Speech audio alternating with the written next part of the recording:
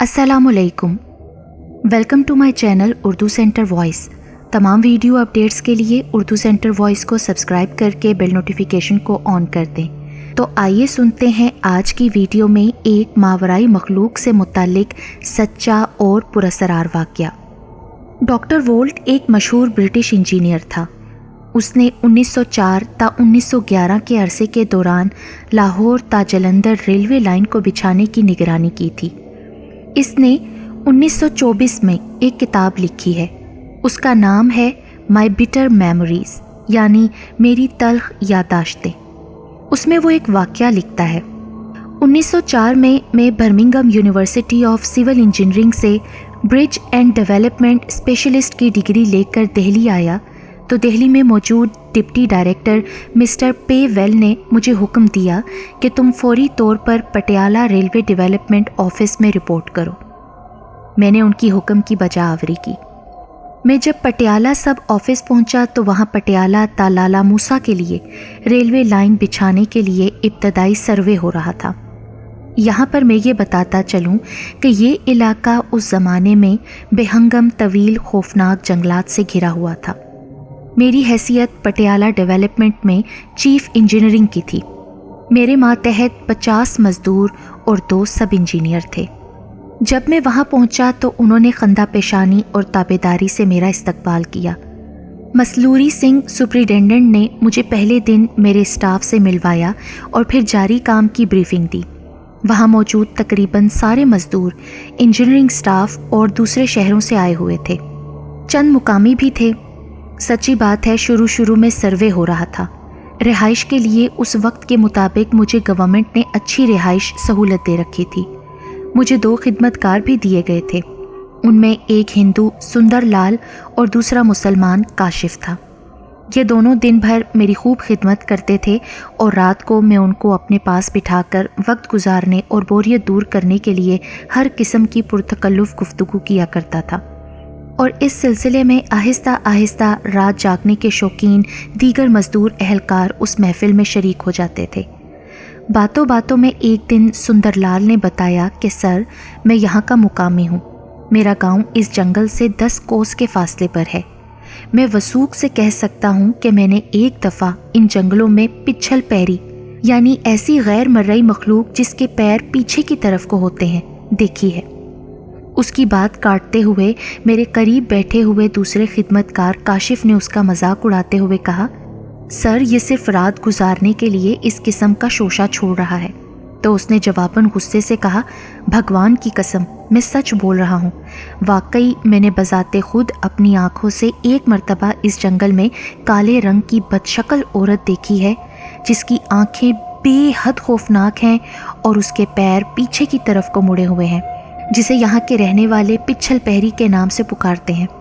तो मैंने सुंदरलाल को डांटते हुए कहा, सुंदरलाल, इस किस्म की बातें इस जगह ना फैलाओ, क्योंकि तुम्हारी इस अफवाह से यहाँ पर काम करने वाले अमले में ख्वामखा खौफ पैदा होगा।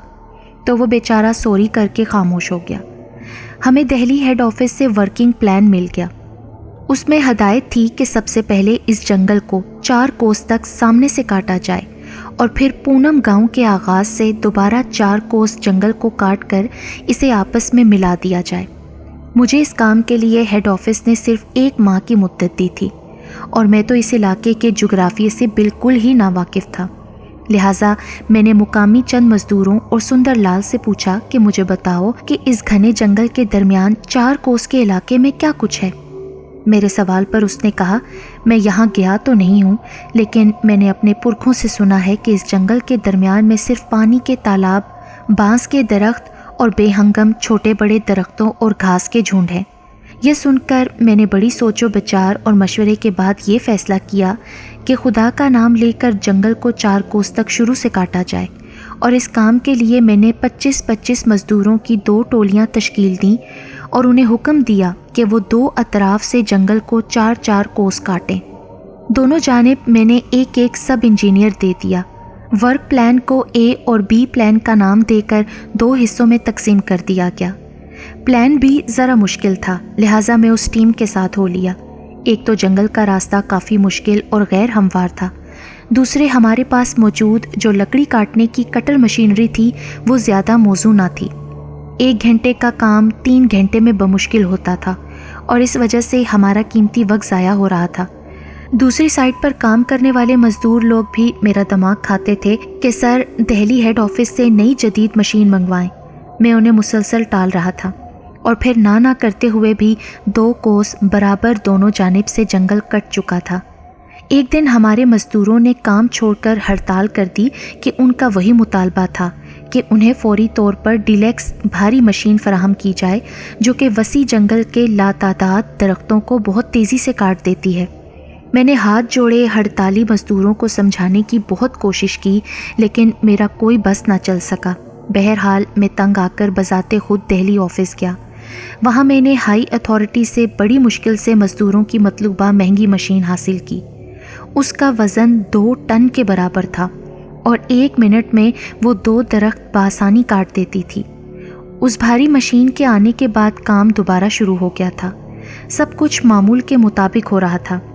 ایک دن کیمپ آفس میں مجھے اطلاع ملی کہ ڈیلیکس مشین کا ڈرائیور اس کے الٹنے کی وجہ سے مر گیا ہے۔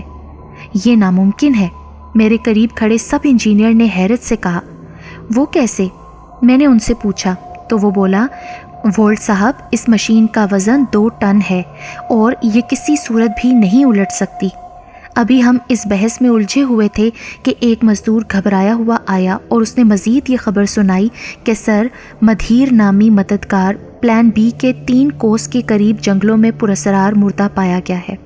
تو یہ سن کر میں بدحواسی کے عالم میں گھبرا کر جب وقوع پر پہنچا تو وہاں میں نے دیکھا کہ واقعی بھاری مشین ڈیلیکس الٹ چکی تھی۔ اس کا آپریٹر بری طرح بھیانک انداز میں کچلا ہوا تھا۔ یہ کیسے ہوا آخر؟ میں نے وہاں موجود مزدوروں سے پوچھا تو انہوں نے بتایا کہ جب یہ بھاری مشین 3 کوس سے ذرا آگے بڑھی تھی کہ نہ جانے کیوں آپریٹر کی 1000 کوششوں کے باوجود آگے بڑھنے سے رک رہی تھی۔ وہ غریب جتنا زور لگاتا تھا تو نہ جانے کون سی نادیدہ طاقت اسے پیچھے دھکیل رہی تھی۔ اس دوران ایک ایسا وقت بھی آیا کہ یہ بھاری مشین کسی ماچس کی مانند الٹ گئی اور پھر اچانک آپریٹر رؤوف اڑتا ہوا مشین کے نیچے آ کر کیما بن گیا۔ دوسری جانب سے یہ دلخراش اطلاع ملی تھی کہ مدھیر مددگار بھی پراسرار انداز میں جنگل کے وسط میں مرا ہوا ملا ہے۔ اس کی لاش کو غور سے دیکھا گیا تو وہ لاش جلی ہوئی بالکل کوئلے کی مانند سیاہ تھی اور وہ دیکھی بھی نہیں جا رہی تھی۔ اب یہ سوال بہت تنگ کر رہا تھا کہ وہاں موجود مزدور یہ بیان دے رہے تھے کہ اسے جنگل میں گئے صرف 2 گھنٹے ہوئے تھے، اور اگر اس کے ساتھ کوئی حادثہ ہوا ہے یا اسے کسی نے مارا ہے تو اس کی لاش اتنی جلدی کیسے جل کر خاکستر ہو گئی، اور اگر کوئی حادثہ ہوا ہے جس کی وجہ سے وہ جلا ہے تو وہاں تو جنگل میں آگ کا کوئی نام و نشان ہی نہیں ہے، بس صرف لاش جلی ہوئی ہے۔ لاش کو دیکھ کر ہر شخص اپنی اپنی جگہ سہما ہوا تھا۔ کسی کی بھی عقل میں نہیں آ رہا تھا کہ آخر یہ حادثہ ہوا تو ہوا کیسے۔ آگ کا اس جگہ نام و نشان نہ تھا، مگر لاش بری طرح جھلس کر سیاہ ہو چکی تھی۔ اب یہ بات تو بعد میں طے کرنا باقی تھی کہ اس کی موت کیسے ہوئی تھی۔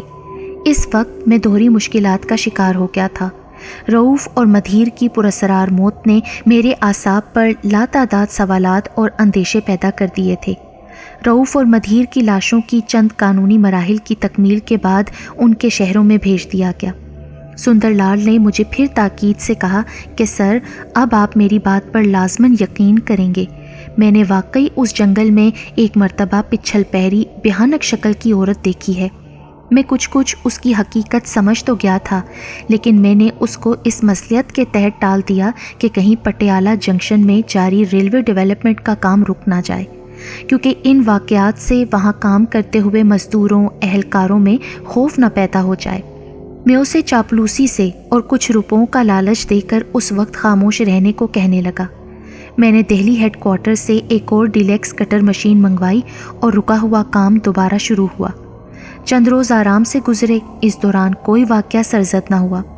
ایک دن بدقسمتی سے اس نئی مشین کا آپریٹر میرے خیمے میں حاضر ہوا اور اس نے میرے سامنے اپنا استعفیٰ پیش کرتے ہوئے کہا کہ سر میں مشین کو لے کر جنگل کی جانب بڑھ رہا تھا تو مجھے وہاں ایک عجیب سی بد شکل سیاہ چہرے پر مشتمل عورت کا وجود نظر آیا जिसे देखकर साफ तौर पर लग रहा था कि वो इंसान नहीं है, कोई मावराई मखलूक, कोई पिछल पैरी या चुड़ैल है। और फिर मैंने साथ ही महसूस किया कि मेरी मशीन में कुछ खड़खड़ाहट पैदा हो रही थी। मैंने वहीं उसे रोक दिया, लेकिन मैंने इस बात का जिक्र अभी तक किसी और के सामने नहीं किया है, लिहाजा मेरी तरफ से माजरत है। मेरी आपसे दरख्वास्त है कि मेरा इस्तीफ़ा कबूल करके मुझे फ़ारिग कर दें। मैंने सूरत हाल का कुली जायज़ा लिया और उसे एतमाद में लेते हुए कहा, अच्छा तुम ऐसा करो कि अपनी लगी सरकारी नौकरी ना छोड़ो, तो मेडिकल की बुनियाद पर छुट्टी लेकर चले जाओ। मैंने दोबारा मज़दूरों को समझाया कि अपने हाथों आरियों से दरख्तों को काटें। नया ऑपरेटर अपना मेडिकल छोड़कर तवील छुट्टी पर चला गया है, लेकिन कुछ मज़दूर मेरी इस चाल को समझ गए थे। उन्होंने आहिस्ता आहिस्ता उस काम की जगह से मुख्तलिफ बहानों से भागना शुरू कर दिया। अब मेरे पास 50 में से सिर्फ 21 की नफरी रह गई थी। मैंने मुकर्ररा तारीख को हेड ऑफिस रिपोर्ट भी करनी थी। मेरे पास वक्त बहुत शॉर्ट था, लिहाजा मैंने अपने मज़दूरों और अहलकारों का हौसला बढ़ाने की खातिर उन्हें ये कहा कि तुम लोग सूरत हाल से घबराओ नहीं, खुदा ने चाहा तो कुछ नहीं होगा। मैं खुद जंगल में जाऊंगा, तुम मेरे पीछे काम करते आना, मरूंगा तो मैं मरूंगा। डॉक्टर वोल्ट ने इस दिलखराश कहानी के इस मोड़ पर लिखा है कि मैंने अपने साथ चंद बंदूक बरदार मुहाफिजों को लिया और जंगल की जानिब कदम बढ़ा दिए। मेरे साथ सुंदरलाल और काशिफ भी थे। मैं आगे बढ़ता हुआ अपने हाथों से चेहरे के सामने आई झाड़ियाँ और कांटे वगैरह साफ करता हुआ आगे बढ़ रहा था, जबकि सुंदरलाल और काशिफ मेरे पीछे चल रहे थे। मुझे तो सच्ची बात है कि इस वक्त कोई पुरअसरार चीज़ महसूस नहीं हो रही थी। मैंने अपने मुहाफिजों से कहा, दोस्तों कोई अच्छा सा गाना गाओ ताकि दिल बहला रहे। सबसे पीछे तकरीबन 100 गज़ के फासले पर मज़दूर भी दरख्त काटते आगे बढ़ रहे थे। अचानक सुंदरलाल ने घबराहट के आलम में आगे बढ़कर मेरा पिछला दामन ज़ोर से पकड़ा और चीख कर बोला, सर आगे कदम ना बढ़ाना, मैं जो आपको रोक रहा हूँ ये सब कुछ आपके फ़ायदे के लिए है। मैंने उसकी बात मान ली। मैंने अपने कदम रोक लिए। सब लोग रुककर बिल्कुल बुत की मानित खामोश हो जाएं। सुंदरलाल ने चिल्लाते हुए सबसे कहा। सुंदरलाल की इस अजीब हरकत की वजह से सब वक्ती तौर पर हैरत ज़दा हो गए थे।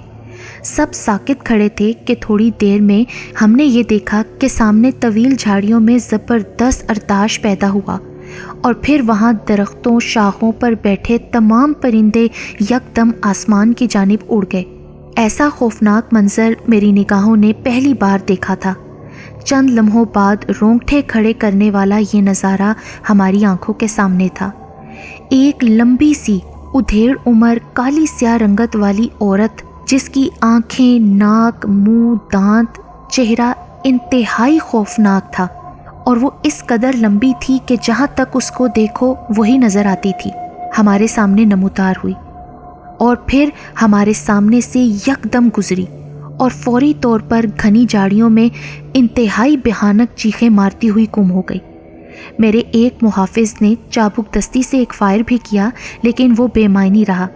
दिलचस्प बात यह है कि थोड़ी देर बाद ये सब कुछ नॉर्मल हो गया, ऐसा जैसे कि कुछ हुआ ही नहीं था। लेकिन इस वाक़े के बाद वहाँ काम करने वाले मज़दूरों और एहलकारों ने किसी भी सूरत वहाँ काम करने से मना कर दिया और फिर वो सारे के सारे वहाँ से भाग गए। मैंने दिल्ली हेड ऑफिस को इस गंभीर सूरत हाल पर तफसीली ख़त लिखा और कहा कि जिस जंगल की कटाई का हमें कहा गया है, वहाँ पर एक मावराई मखलूक, एक इंतहाई भयानक चुड़ैल और पिछल पहरी रहती है जो जंगल को काटने नहीं दे रही। इसकी वजह से 2 मज़दूर तो हलाक हो गए हैं और ख़दशा है कि अगर हमने अपना काम जारी रखा तो वो हम सबको भी मार सकती है। फिर हेड ऑफिस से जवाब आया कि फ़िलहाल इस प्रोजेक्ट को रोककर तुम सब लोग वापस दिल्ली आ जाओ। और फिर बाद में भी जब इस प्रोजेक्ट पर लोगों को काम करने के लिए आमादा किया गया तो सब ने साफ साफ वहाँ काम करने से इनकार कर दिया। हत्ता कि मैं भी इस प्रोजेक्ट से दस्तबरदार हो गया और फिर ये प्रोजेक्ट मुकम्मल तौर पर हमेशा हमेशा के लिए ख़त्म कर दिया गया था।